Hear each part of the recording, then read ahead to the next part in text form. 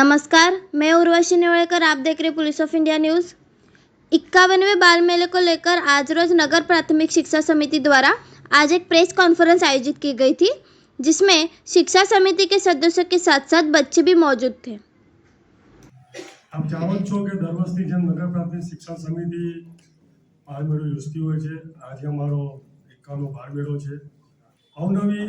અવનવી વાનગીઓની સાથે સાથે અવનવા પ્રોજેક્ટો, શૈક્ષણિક પ્રોજેક્ટ હોય, વિજ્ઞાનના પ્રોજેક્ટ હોય, ભાષાના પ્રોજેક્ટ હોય, ગણિતના પ્રોજેક્ટ હોય અને અલગ અલગ પ્રકારની કૃતિઓ રાખીને બાળકોમાં જે પોતાનું ટેલેન્ટ રહેલું છે એને ઉજાગર કરવાનો મેં પ્રયત્ન કરેલો છે।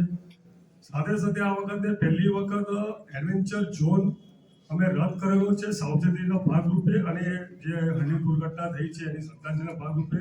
પણ આખો એડવેન્ચર ઝોન નહીં કર્યો, પણ એડવેન્ચર ઝોનમાં અલગ અલગ પ્રકારની જે કૃતિઓ હતી સાથે સાથે વિશ્વાસની રમતો અંદર રાખેલી છે। એડવેન્ચર ઝોનમાં જે આપણે એવું લાગતું હતું કે સાવચેતીની જે કૃતિઓ છે એ આ વખતે આપણે ના રાખીએ, અને એ સાથે સાથે અવનવો એક પ્રોજેક્ટ અમે રજૂ કરેલો છે કે બાળકોમાં જે ટેલેન્ટ રહેલું છે એ ટેલેન્ટ શોનું મેં આયોજન કરેલું છે। સાથે સાથે कौन बनेगा करोड़पतिના પ્રતિરૂપે કોણ બનેગા જ્ઞાનપતિ એવો એક ટેલેન્ટ શો રાખ્યો છે અમે લોકોએ કે બાળકોએ કોણ બનેગા જ્ઞાનપતિ કરી અલગ અલગ પોઈન્ટ કરીને શિક્ષણને લગતા કરીને સમાજમાં કયા કયા પ્રશ્નો છે એની અંતરાક્ષરી રમાડી શો અમે અંતરાક્ષરીનું આયોજન કર્યું છે। સાથે સાથે વડોદરામાં જે મહાનુભાવો છે જે શિક્ષણ ક્ષેત્રે જોડાયેલા હોય, સમાજ ક્ષેત્રે જોડાયેલા હોય, રાજકીય રીતે જોડાયેલા હોય, કોર્પોરેશનના પદાધિકારીઓ હોય, એને અમારા બાળકો દ્વારા ટોક શો રાખવામાં આવેલો છે। અમારા બાળકો એમને અલગ અલગ પ્રકારના પ્રશ્નો પૂછશે અને એ લોકોનું અમારા નગર પ્રાથમિક શિક્ષણ સમિતિ માટે અને શહેર માટે શું એમનું વિઝન છે એનું અલગ અલગ આયોજન કરશે। સાથે સાથે મ્યુઝિકનો બી કાર્યક્રમ રાખેલો છે। એટલે ટૂંકમાં બાળકોના જે પોતાનામાં વિકાસ થયો છે અને બાળકોમાં જે પોતાનો પ્રતિભા છે એ જ ઉજાગર કરવાનો પ્રયત્ન કર્યો છે। બાળકો દ્વારા જ આ કાર્યક્રમ રાખવામાં આવેલો છે। બાળકો સિવાય એક પણ બહારની કોઈ એજન્સી દ્વારા કે બહારની કોઈ કૃતિઓ દ્વારા અમે કાર્યક્રમ નથી કરવાનો, ખાલી બાળકોનો જ અમે કાર્યક્રમ કરવાના છે। આ વખતે નવો અભિગમ કર્યો છે કે હરણી જાતે જે દુર્ઘટના થઈ છે એ દુર્ઘટનામાં 8 બાળકો અને 2 શિક્ષકો મૃત્યુ પામેલા છે। લોકોને શ્રદ્ધાંજલિનો કાર્યક્રમનું બેનર બી લખવામાં આવશે। સૌથી પહેલા કાર્યક્રમની શરૂઆત જ એમને શ્રદ્ધાંજલિ આપીને અમે બહાર મેળાનું ઉદ્ઘાટન કરવાના છે। માનનીય અમારા ચેરમેન જે બાળ મેળાનું 50મું સુનિયોજિત આયોજન કરેલું હતું, માનનીય મુખ્યમંત્રી બી અમારા બાળ મેળામાં પધારેલા હતા। એમની નાની ક્લિપ આપીને બાળ મેળામાં એમને બી શ્રદ્ધાંજલિ આપીને અમે આ કાર્યક્રમનું આયોજન કર્યું।